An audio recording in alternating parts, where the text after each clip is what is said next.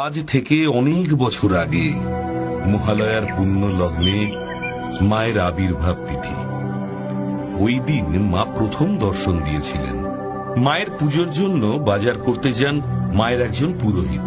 বাজার করতে গিয়ে পুরোহিত লক্ষ্য করেন একটি 5 বছরের ছোট্ট বাচ্চা মেয়ে গায়ে কালো রং মেখে, চোখে লাল রং মেখে পুরো মা কালীর মতো সেজে ভিক্ষা করছেন।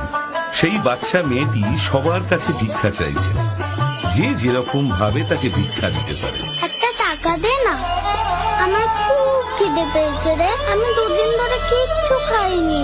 মা শ্যামসুন্দরীর যিনি পুরোহিত, তার কাছেও সেই বাচ্চা মেয়েটি ভিক্ষা চাইতে গেলেন এবং বললেন, কি হলো?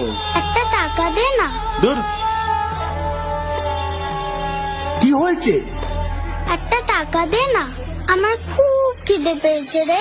যা যা গিয়ে খেটে খা। তখন সেই পুরোহিত বাচ্চা মেয়েটিকে ধাক্কা দিয়ে ফেলে দেন।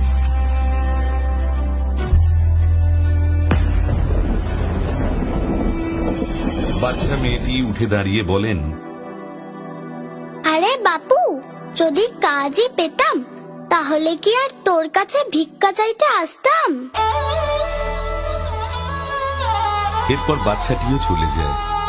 আর পুরোহিত তার পছন্দের মতো মায়ের ভোগ করার জন্য মিষ্টি, চাল, ডাল সবকিছু কিনে আনেন, অনেক বেশি বেশি করে।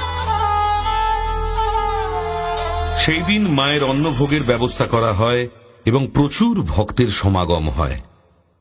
পুজো চলতে চলতে হঠাৎ পুরোহিত লক্ষ্য করেন যে মহাদেব আছে, অথচ মা নেই। মহাদেব যেন মৃত মানুষের মতো শুয়ে আছে। ভয় পেয়ে দুপা পিছিয়ে কেউ আছে? সেই মুহূর্তে একটি পা যেন মহাদেবের মুখে ধপ করে পড়ল।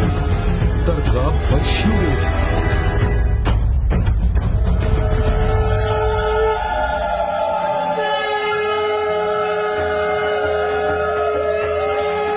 চাল কলা খেতে দে, কি দিনে আমার।